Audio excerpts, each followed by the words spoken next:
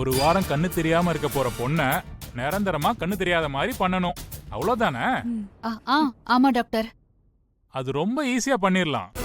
அப்படியே டாக்டர்? ஆமாமா, அதுக்குன்னு தனியா ஒரு மருந்து இருக்கு.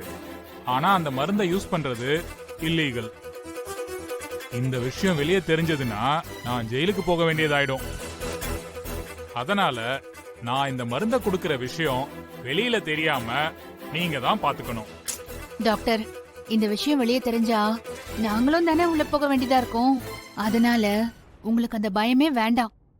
நம்ம 3 பேரை தவிர இந்த விஷயம் வேற யாருக்குமே தெரிய வராது. நீங்க நம்பி அந்த மருந்தை எங்ககிட்ட கொடுக்கலாம்.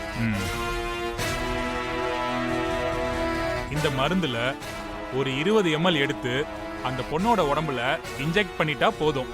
அந்த பொண்ணுக்கு நீங்க கேட்ட மாதிரி நிரந்தரமா கண்ணு தெரியாம போயிடும்.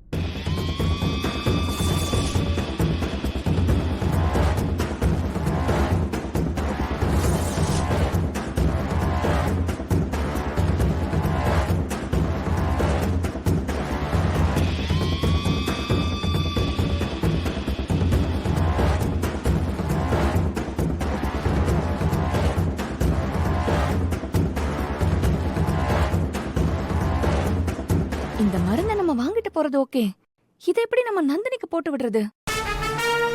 அதுக்கெல்லாம் ஒண்ணும் கவலைப்படாதீங்க. மருந்த வச்சிருக்கிறவன் மருந்த போட்டு விடுறதுக்கு ஆள் வச்சிருக்க மாட்டோமா?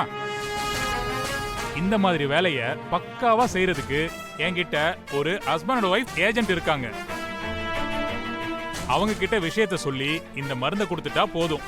யாருக்கும் எந்த விதமான சந்தேகமும் வராத மாதிரி வேலைய கச்சிதமா செஞ்சு முடிச்சிடுவாங்க.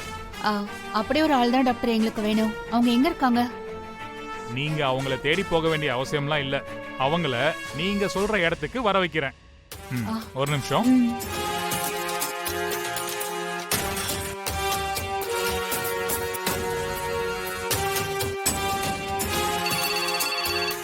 டாக்டர் தான் கால் பண்றாரு. ஸ்பீக்கர்ல போடு. ஹலோ, சொல்லுங்க டாக்டர். ரொம்ப நாளாச்சு உங்ககிட்ட இருந்து போனே காணும். போன் பண்ணா உனக்கு வேலை சொல்றதுக்கு என்கிட்ட வேலை இருக்கணும்ல. இப்ப வேலை வந்துருச்சு, அதான் நான் உன்னை கூப்பிடுறேன். சொல்லுங்க டாக்டர், எந்த வேலையா இருந்தாலும் பண்ணிடலாம்.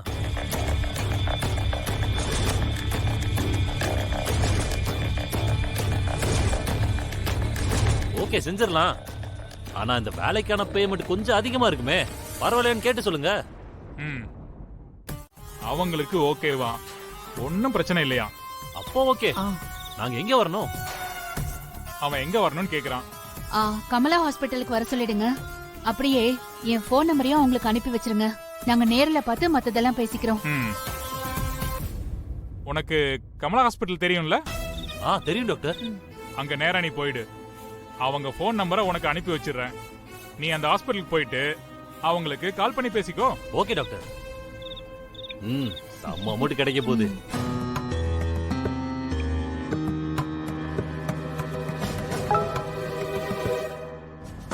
நம்பர் வந்துருச்சு டாக்டர். அவங்க நம்பரை உங்களுக்கு அனுப்பிட்டேன், உங்க நம்பரையும் அவங்களுக்கு அனுப்பிட்டேன். அவங்க நீங்க சொன்ன இடத்துக்கு வந்துருவாங்க. இந்தாங்க மருந்து. ரொம்ப தேங்க்ஸ் டாக்டர்.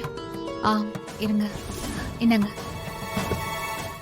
ஒருவேளை நீ பயப்படுற மாதிரி நந்தினிக்கு குணமாகலன்னு வச்சுக்க, இந்த மொத்த சொத்தையும் வித்தாவது நந்தினிய வெளிநாட்டுக்கு கூட்டிட்டு போய் வைத்தியம் பண்ணி பழைய நிலைமைக்கு கொண்டு வந்து உன் முன்னாடி கொண்டு வந்து நான் நிறுத்துவேன்.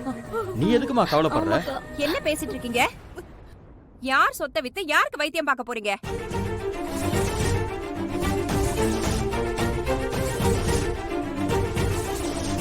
உங்க தங்கச்சிய சமாதானப்படுத்துறேன்னு சொல்லி சபையில எதையாவது இப்படி வார்த்தையை விட்டுட்டு இருக்காதீங்க.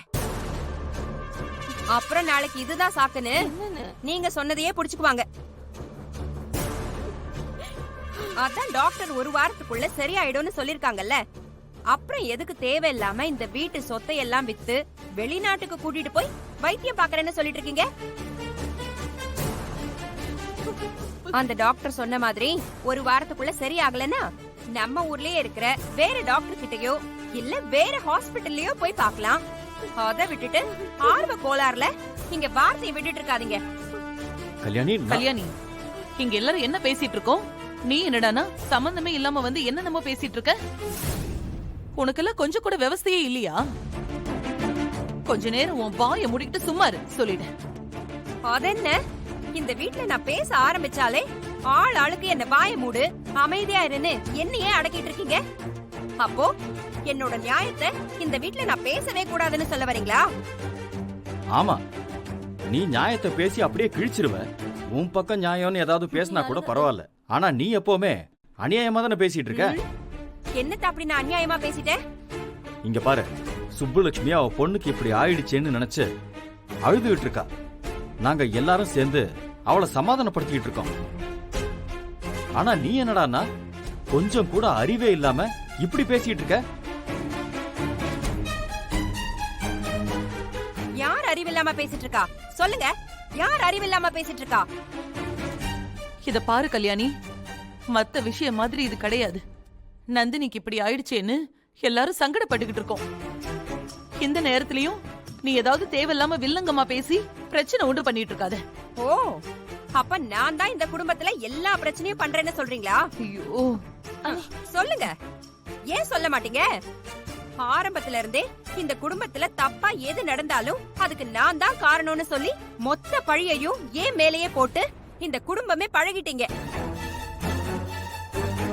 ஆனா உங்களுக்கு எல்லாம் எப்பதான் தெரிய போகுதோ? ஏய், இப்ப என்னடி தெரியணும் உனக்கு? சொல்லு, என்ன தெரியணும்? ஆ? இந்த வீட்ல இப்ப நடந்துகிட்டு இருக்கிறதுக்கு எல்லாம் காரணம் என்னோட வயித்தெரிச்சல் தான்.